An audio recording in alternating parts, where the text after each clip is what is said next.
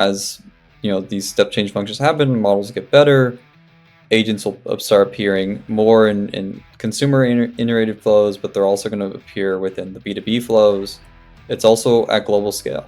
So this is not something that's just happening within the States. This is happening globally as well. And so if you think about all of commerce, what that means today, and you add an AI agent into it, becomes a very exciting question of like, what's going to happen? Who's going to build the right tools? What are the new companies and experiences going to be built? And so for us, it's just a generally exciting time to be a part of this. Welcome to the Retailgentic podcast, where we explore the intersection of retail, e-commerce, and AI agents, which we call Retailgentic. Our mission is simple. We are shining a bright light on the new agentic AI shopping megatrend, which will disrupt the trillion-dollar digital retail market. The stakes are high. Google, OpenAI, Microsoft, Perplexity, Amazon, Apple, Meta, and Anthropic are all fighting to be the consumer AI shopping agent winner. There are going to be some tough decisions for online brands and retailers to make. What happens to checkouts? How should payments work? Should you continue to invest in retail media networks? What does the world look like when over half of your traffic is not from humans, but from AI agents? These existential questions are the tip of the iceberg. On this podcast, we're talking to industry experts, analysts, and influencers to get answers to these questions, identify trends, and best practices. This is Retailgentic, your podcast partner in navigating our AI shopping agent future. And now here's your host, Scot Wingo. Welcome to Retailgentic. In this episode, we're going to revisit one of your favorite topics and mine, Agentic Payments. Previously, we have had two startups in this space, Nakuda and Simple Checkout. We've also had on Cart AI, that's more on the cart completion side. In this episode, we welcome Johnathan McGowan. He is the co-founder and CEO of PayOS. OS like operating system. He and his co-founder Aparna come from the traditional payment world and have a slightly different take on how agentic payments is going to work, and that's reflected in what they're building with their company PayOS. I first learned about them in April of 2025 when they announced a partnership with both Mastercard and Visa, which seemed like a pretty big feat because those guys are building different systems. That's a great place to pause. I don't want to tell you too much of the story. I'd rather you hear it from Johnathan directly. So without further ado, here is my interview with Johnathan from PayOS. Johnathan McGowan, co-founder and CEO of PayOS. Welcome to the Retailgentic podcast. Scott, great to be on here with you and happy to chat. Yeah, I felt like the universe didn't want us to do this. We've had, you had a bunch of stuff going on in the business and then you were under the weather. So it's good to see you're vertical, upright, feeling better. So whatever knocked you down, you've overcome. Your immune system is 10 times stronger now. So glad to see you're doing well. Yeah, absolutely. Thank you. Yeah, it has been escaping us a little bit, but super glad that we're on here now and happy to dive in with you about all things Agentic Commerce. Awesome. Cool. Well, let's start. We have found people really love this payments topic. So, let's talk at the beginning. So a little bit about your background, and then one of your founders is Aparna, and I've met her. Is it the two of you founders, or is there another founder I haven't met? No, it's just us two. Okay. So two founders. So Johnathan and Aparna. So give us a little bit about y'all's background. Yeah, of course. So for everybody, I'm Johnathan. I've been in payments now for about 7 years. I actually started my journey off at Visa, actually. So I joined their Visa product associate product manager program out of school, did a few rotations there. And that's how I met Aparna, working on digital QR code payments for Latin America. And we kicked it off and we've known each other for a really long time there. But I left Visa to start a company in the real estate payment space, did that for a few years. And then I ended up over at TabaPay. TabaPay is a acquired processor on the money movement side of things. And while I was there, I reunited with Aparna. She's been the head of product at TabaPay. And we just got thinking to, what's happening in agentic, what's happening in payments, where's that world going to lead to? And, we started PayOS, and that's where we ended up today. And a little bit about Aparna. She's my co-founder, and she's been in payments industry for over 20 years, worked on global money movement, mobile payouts, e-commerce organization, also in risk tools. And so she's knows really a lot about the payment space. Cool. Some of the folks come in kind of from a crypto angle, and then it seems like you guys have come in from more traditional rails. Was there any crypto in your background at all, or not really? No, not necessarily. Been following crypto stables for a while now. But really for us, the way that we looked at it was how do we tackle it from a day one ready solution? How do we look at payments, right, from a day one ready solution? And to us, that means how do you make cards work in Agentic? And so we started off with cards. So you guys were at Tab Pay, and you heard the siren song of Agentic.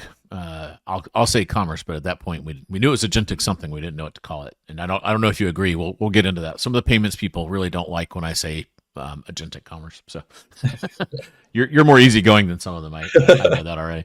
So you're not going to get like all huffy about stuff. But what was the? Is there any more to the founding story other than you were like, hey, you happen to have coffee and you're like, I'm thinking about this Agentic thing. Me too. Let's do it. Yeah. So I was sipping some coffee while I was programming and using, Claude code and ChatGPT and stuff. And really, it stemmed from there, Scott. I think, I'm a self-taught developer as well. And back in, I would say, early 2024, right, there's this huge wave of AI agents and what models can do. And a lot of people were trying to build these workflows with agents. Where I really saw it was how it was helping on the programming side, right? And as we know, but a lot of people talk about it, right? It's helping a lot from an engineering perspective. And as it just keeps getting better, the question kept pondering in the mind of like, well, when is this going to evolve into real agentic workflows? What does that mean? And really for us, what happened was when Operator came out, this was like December of 2024 or early 2025, and you had the model drive a browser that really showed, okay, wait a second. If you can put actions behind the model, what is that going to mean? And being payments professionals, thinking about payments, right? It kind of makes you think your mind goes worry of like all the things that should happen, could happen, what might go wrong. And that basically unlocked this transformation, like this huge shift in our minds. At the same time, though, there was things happening in the space. There's a lot of stuff around stablecoins already, like agent-to-agent systems, and stuff around virtual cards as well. And so agentic commerce at the time was very, very new. It was pretty much there, but it still wasn't the right mechanism, you can say, to actually get it off from the ground from a day one perspective. And so we just looked at it from a day one perspective. If people have cards in their wallets, and you give an agent that card or give them a mechanism to access the card, what does that look like? And so it's really how we got to where we're at, and generally believe that the world is changing very rapidly. It's affecting every single piece of the ecosystem, and I'm very glad that we started the company when we did. Yeah, good timing. We around that time, I was thinking, this is going to have a pretty big impact on e-commerce. We should do something. And I didn't think about payments at all, so it's good. One of the things that I think I reached out because in around the spring of 25, you guys announced that you've got a partnership with both Mastercard and Visa. So I thought that was pretty interesting that given your background, it makes sense. But a lot of the payments people have there's a set of payments people in the agentic world that are like, no, the old rails are dead. We're going to build new rails. But that. I may be putting words in your mouth, but I'm going to guess you wouldn't partner with MasterCard and Visa if you were going to get rid of the old rails.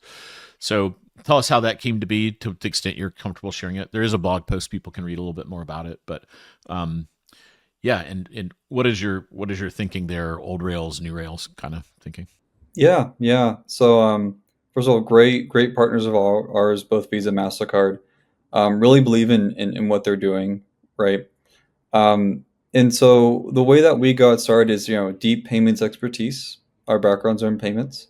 Really looked into the deep pockets of our minds and said, how does this work? And we thought about tokenization. And so we went to go talk with the networks, and that's how our partnerships came to be. Very glad that, Visa Intelligent Commerce and Mastercard Agent Pay, both programs exist for that tokenization aspect. And so I've been working very closely with them. From the cards and like versus stables perspective, really we look at it from where's the volumes at today? Again, I'm going to keep saying this. It's like, how do you enable a day one ready solution? And for us, that's cards. Everybody looks in their wallet today, they have a card. You go to a digital wallet, there's a card. Every merchant can accept card.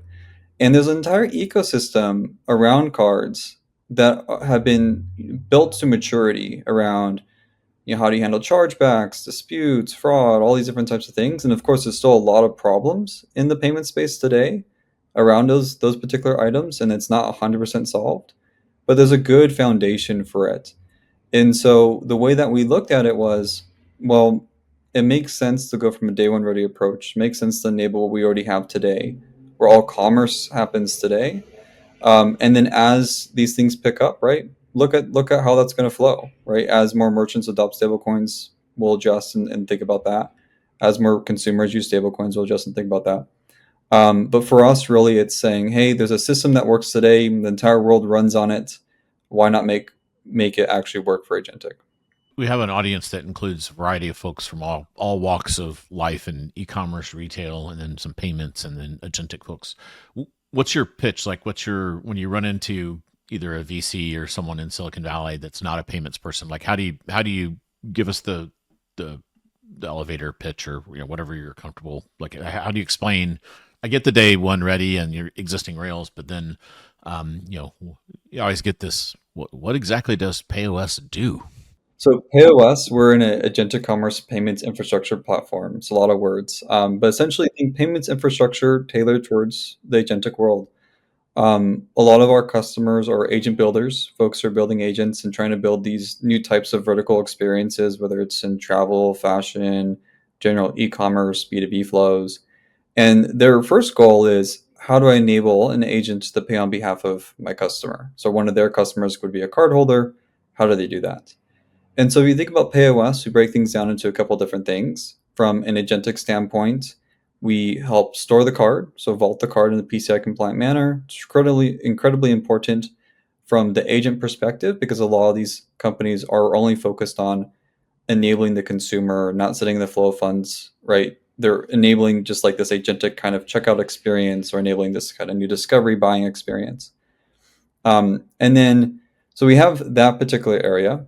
So we help them do that. We also help them get connected into the Visa ecosystem, the Mastercard ecosystem.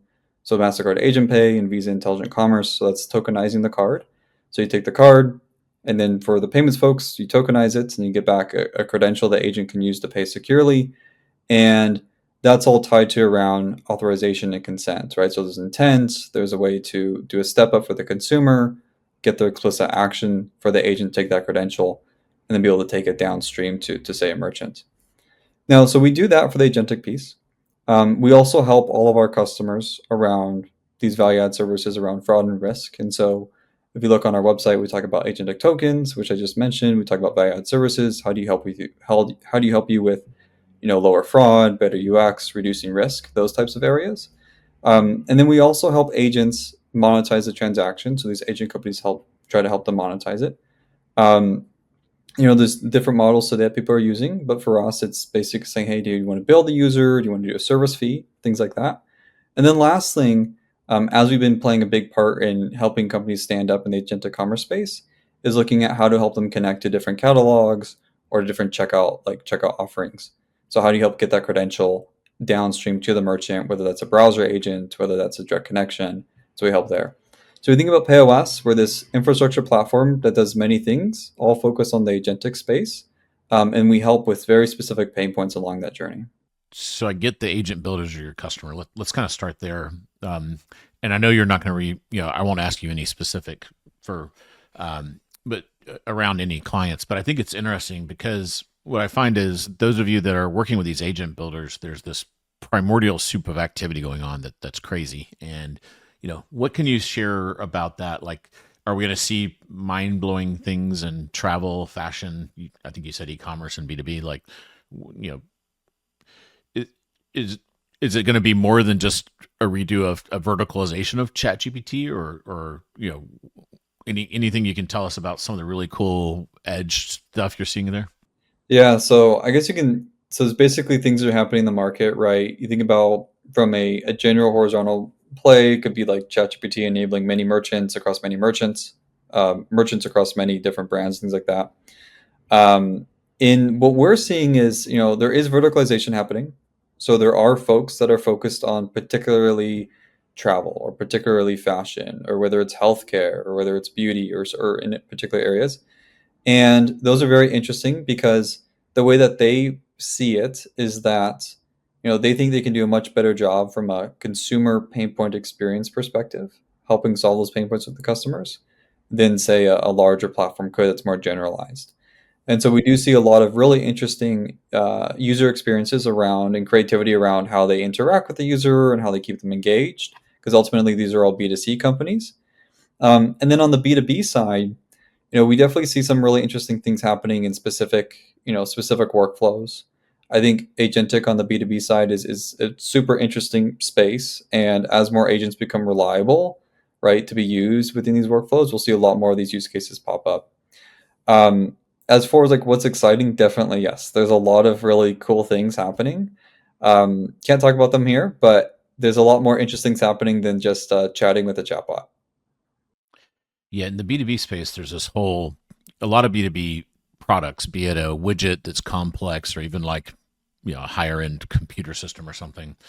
They have this, it's not just throw something in a cart and buy it. There's a configuration thing. And then sometimes there's this whole world of CPQ. I just know on the edge of my knowledge where you do this configure, then you want to get a price and a quote. It seems like that could be very, right now there's a human on the other side of that. Is this the right configuration? Then there's, okay, with that, if you approve that, now here's your price and maybe even some options in there. And, and then get a firm, almost like an invoice is the quote part.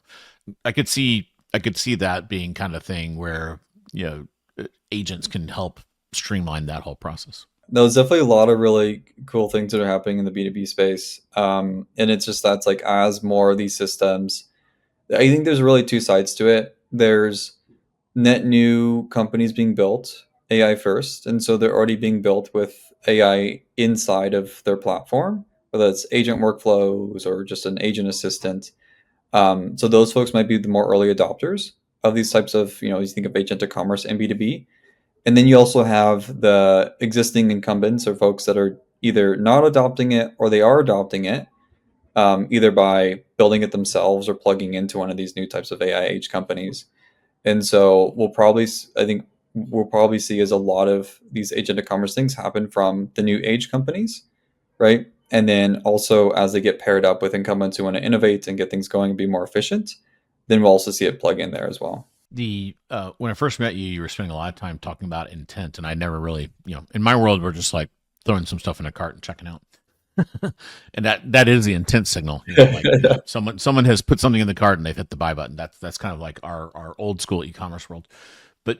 But you guys talk a lot about it. And then I was reading, I think it was the AP2 spec, and all these little steps you mentioned, like intent and authorization and all these other, and then on the way back from the other side, there's these little mandate packages that kind of get attached and tokenized through the whole process. Tell me a little bit more like what you guys do in that, and then why is that so important in the payments world?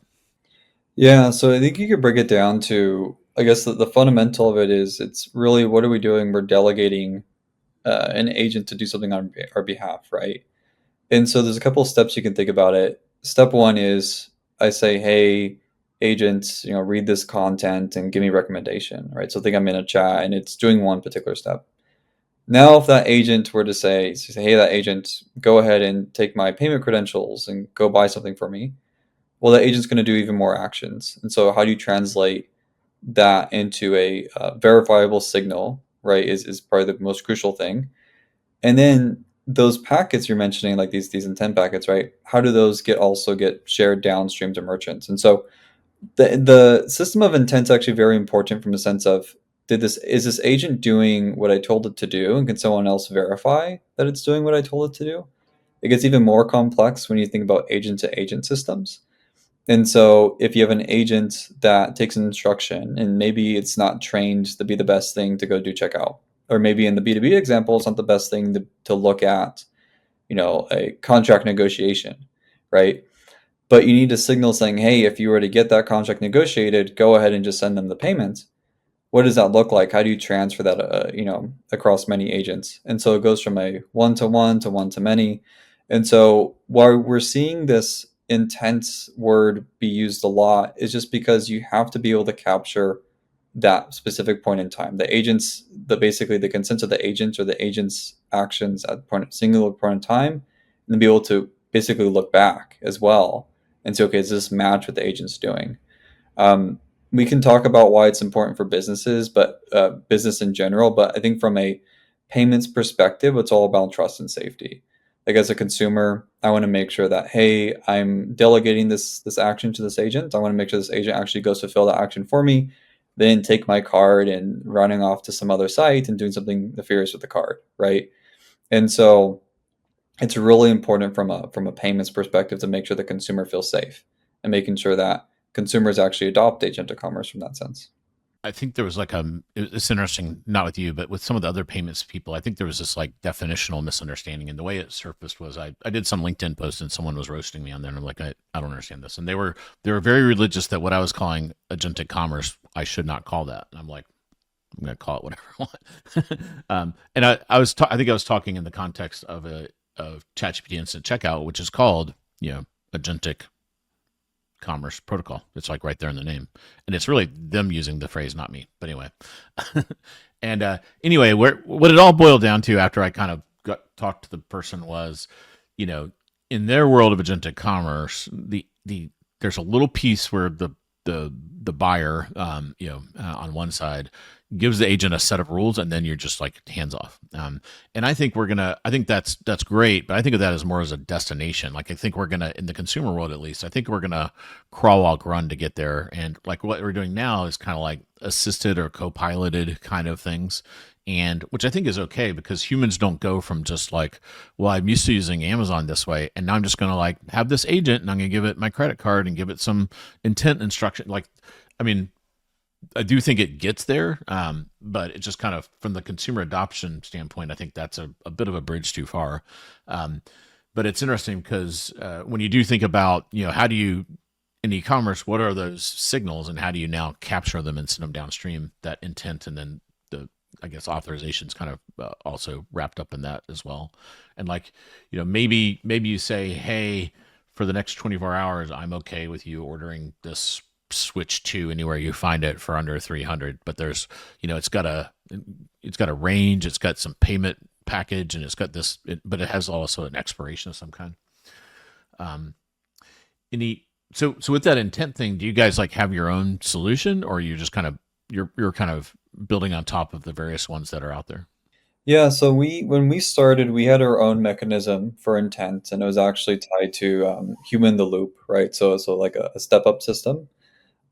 We've also heavily adopted, Mastercard Agent Pace protocols and Visa's intelligent protocols, right? Because it has to run with their rails, and they have really great ones as well. And so for us, it's mostly wherever we see where we need to integrate, we'll do that to abstract all those complexities for our customers. And so they may not necessarily know what's running underneath, but they'll know that it's working interoperably among many different types of protocols and things.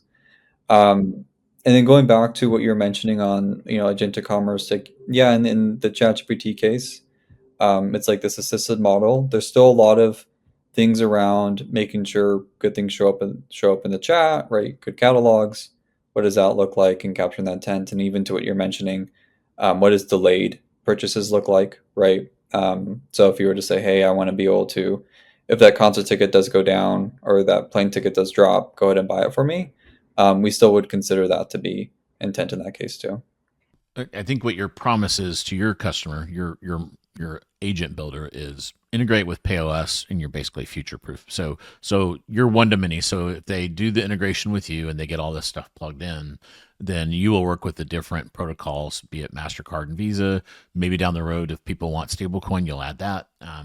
And so you kind of make it easy because they're not going to have to do one integration or one and done, and then future proof is kind of like, is that kind of like what you're going for?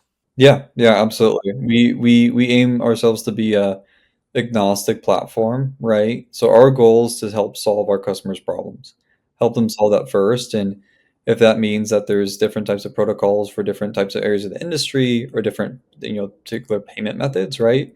then we will go ahead and support that, so they can just go ahead and achieve what their goal is to enable agents to pay or enable trust and safety within Agentic Commerce.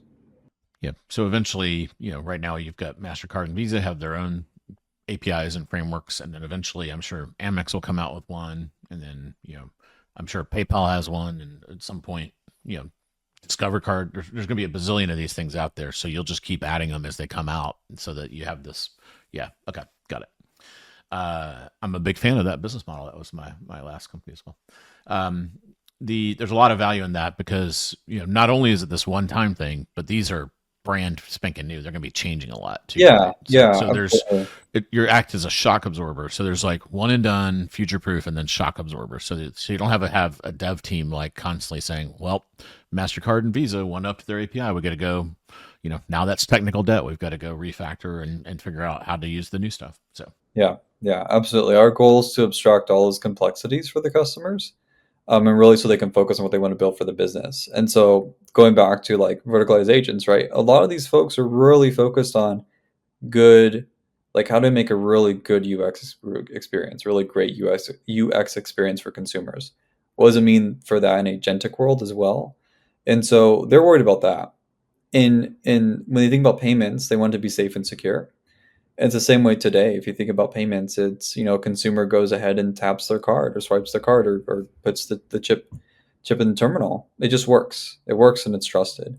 The same thing for when you go to an online merchant, you know that it's going to be safe and secure. And so we're bringing all that into the agentic commerce world and then abstracting all those new types of complexities so our customers can enable their end customers to be able to transact securely.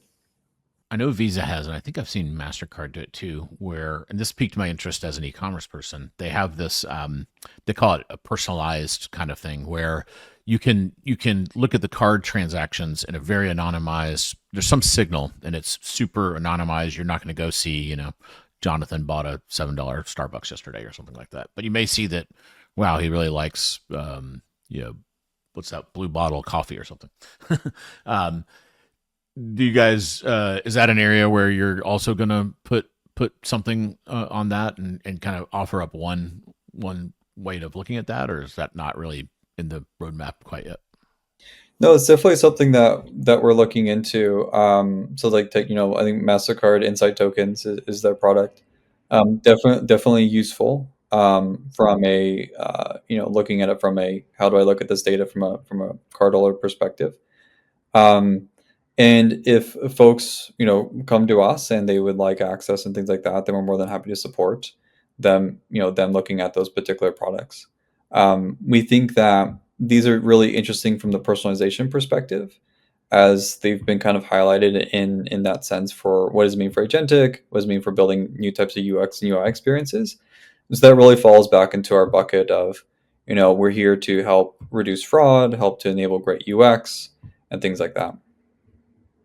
So we've got AP2, which was kind of Google, and that came out in, you probably remember, right around Retail Club. So yeah, so 914. So Google had this big consortium of people, including PayPal, and they came out with a protocol called AP2. And then shortly thereafter, 16 days later, ACP dropped, and then there was a protocol. What was it? There was one before that. Someone has an A2A. There's like, you know better than I do. There's like at least there's two or three big ones I track, and you're probably tracking another 60 or something. I don't know. Do you interoperate with all those things, or you're just kind of picking and choosing based on like what some customers do? And like what's your is there going to be a winner, you think, or it's going to be this kind of Wild West for quite a while? I think what's going to happen is everybody's going to have their own take on how this is going to play out. And there's going to be many standards, may even be more, right? And some of them will serve different function as well. So like, the Google one, Google and 60 members, the AP2, that one, for example, if you look at it, it's more like an open protocol, right? For like, how do you look at it in general? ACP, for example, is more so of saying, hey, how do you get a merchant into ChatGPT today? And what does that look like for them? And so tackling different areas, and one can argue whether it's going to be the best or the other. I think it's too early. I think that, everybody's going to come out with their different sets of standards from a PayOS perspective. We watch all of them and we're happy to support whoever someone needs to be integrated into them. But end of the day, it's going to come down to where the volume is going to run. And for us, we think that there's a lot of things to solve around trust and safety. And so if we can help support any of those particular things across those protocols, whether it's adding on to them or complementing to what they're doing, we help enable that too. So you're not gonna you're Switzerland. You're not gonna pick a winner. Yeah, yeah. It's for us, it's too early, right? And it's not necessarily like one protocol is going to be better than the other, right? We know from a card network perspective, right? Like the card networks, those ones are needed, right? And it will be adopted. General frameworks for protocols are going to be very interesting because everyone has a different take about how a message should be constructed. We think that again, like where many things will be set in stone is where the volumes actually start happening on them. And then to that point, one of the in my world, there's a lot of excitement around ChatGPT, instant checkout, which the underlying protocol is ACP. Any As a payments expert, did you look at that and say this is amazing, or oh my god, they left out some massive security flaw, something like what was your take as a payments person? Because to me, it was pretty, like it's a pretty good user flow from an e-commerce standpoint. And in our world of marketplaces, the innovation is it's highly unusual to have the merchant of record be the seller, because it's always Amazon or Walmart or Target or eBay or whoever. So that was pretty neat that they kind of flipped the script on that, because everyone's been wanting that, and it's we've been told that like it's impossible because of the payments world, but I guess it is possible. Yeah, yeah, no, it's so ACP, so the instant checkout is definitely a great thing to happen from like a consumer point of view, right? How do you get more consumers comfortable with LMs recommending products, with them buying what's inside of agentic interfaces? So that's definitely great. The way that we've seen ACP set up is particularly around helping merchants kind of, again, it's also given as an open standard, but it's mainly set up to help merchants be able to have a straightforward path to bringing their products into ChatGPT and helping their accompanying processors also get involved in there. I think what was interesting for us is that we're curious to see how many more merchants kind of come into the instant checkout model, whether they're marketplaces or they're going to be actual brands showing up there. And so generally from our perspective, we're just happy that consumers are interacting with these models to purchase things. Is it full agentic? Not necessarily, right? It's like more of an assisted commerce model, whereas there's other folks in the space who are trying to say, hey, if I have an agent to actually go out to a merchant site, what does that mean? Right? So think of it like a browser agent. And so it's a little bit different on how do you actually make the purchase happen. But the front part of it of getting merchants catalogs into agentic experiences, then having consumers actually go ahead and work with it, go through it, and also hopefully helps us start answering a lot of questions like what does it mean for different products to show up? How does one product get recommended over another, and things like that. Cool. So if I call it Agentic Commerce, you'll still be my friend. Yeah, yeah. Okay, good. Because I think that's not the case with a couple of people. So this was one you guys were very excited back kind of early October, late September, and you used big language, which I'll just read: one small step for PayOS, one giant leap for agentic commerce. So I like that. Go bold. But you guys performed a live agentic token transaction with Mastercard. Tell us why that's exciting, and what did something get purchased, and why is that kind of a seminal moment in this world?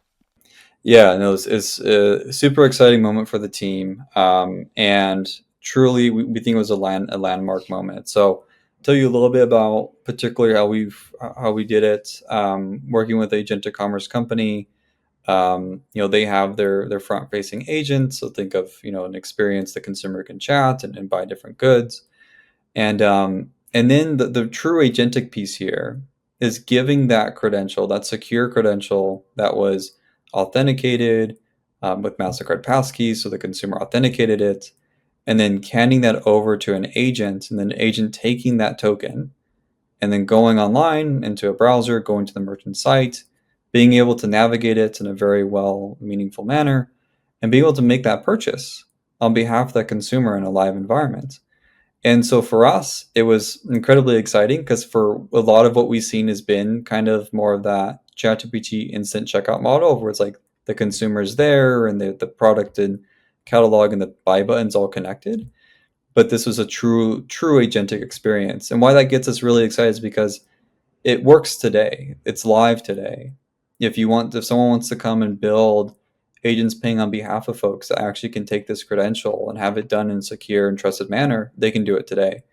And so that opens up a world of possibilities of what that means for the B2C flows, B2B companies, all these types of things. And so we call it landmark because it's just like, one small step for PayOS, one giant leap for Agentic Commerce, because we truly feel like it's like that giant leap. It's like all these things work and they exist today and they can be done in a secure and trusted way. And that's the biggest part. That's what matters a lot.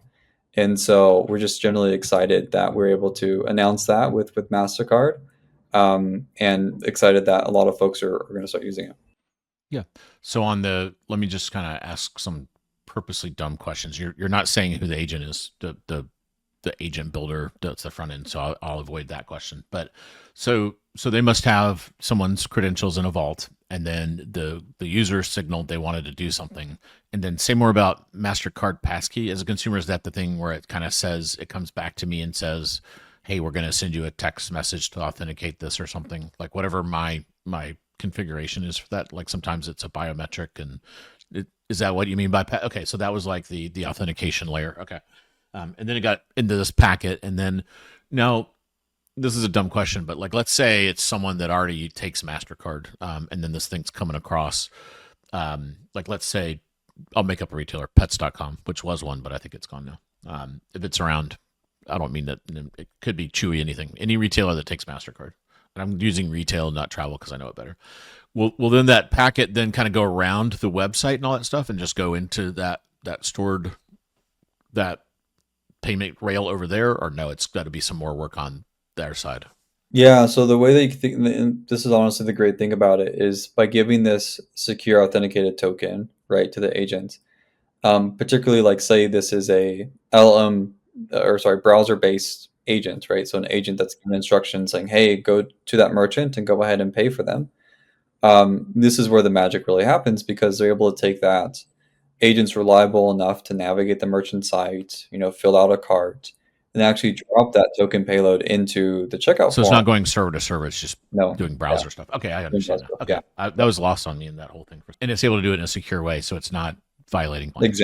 Exactly. And that's the biggest thing. And it's really important too because as you've basically pulling in this fourth party into the system, which is the agent or the agent builder, right?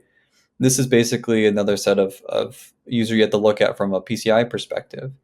And so what we do at PayOS is we help those customers, like I was mentioning before, get the card securely, vault it securely, being able to go then tokenize it with the network, so they can be able to transact in a secure way, which really eases that burden of PCI on them, and they can focus more about their experience.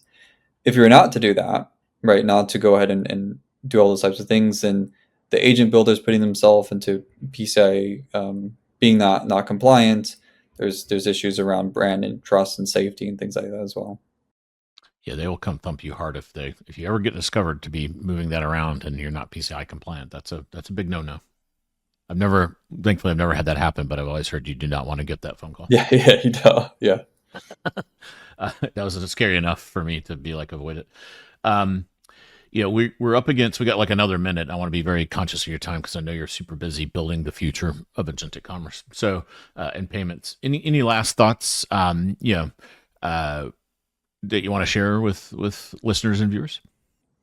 Yeah, I think, I'll say is a lot of people focus on the agent and transacting the pay, where we see a lot of things are also around making sure it's secure, making sure it's trustworthy. And that means looking at it from every single angle. So PayOS, we work with a lot of different partners up and downstream from the payment. And I think the other thing I'll say is that Agentic Commerce is real. We have, customers today that are doing Agentic Commerce systems. They're doing it in a secure and compliant manner. And it's going to keep evolving and evolving as, these step change functions happen, models get better, agents will start appearing more in consumer iterated flows, but they're also going to appear within the B2B flows. It's also at global scale. So this is not something that's just happening within the States. This is happening globally as well. And so if you think about all of commerce, what that means today, and you add an AI agent into it, becomes a very exciting question of like, what's going to happen? Who's going to build the right tools? What are the new companies and experiences going to be built? And so for us, it's just a generally exciting time to be a part of this. I got a million questions, but I'm going to stop there because I know we'll have to have you back in a year. We'll get an update, and I'm sure. And what I've learned being at this about a year is it's like double dog years. So 14 years will have progressed in a year, and I'm sure there'll be a bazillion things to chat about. So I have to get you back on. But thanks for coming on. Give Aparna my best, and congrats on starting the company. And it's really exciting, and it's gonna be fun to watch what you guys build. Thanks, Scott. Oh, one last thing. If people want to know, do you guys publish thought leadership on this topic, and where could people go to find that? Yeah, so there's two areas. You can go to our website, and so payos.ai. We have a blog area where we do some write-ups on different things, and then also our LinkedIn. Sometimes we share some stuff. Awesome. Thanks, Johnathan. Have a good evening. Yeah, thanks, Scott. Follow, rate, and share to stay up to date with Retailgentic, your guide to the future of AI shopping agents.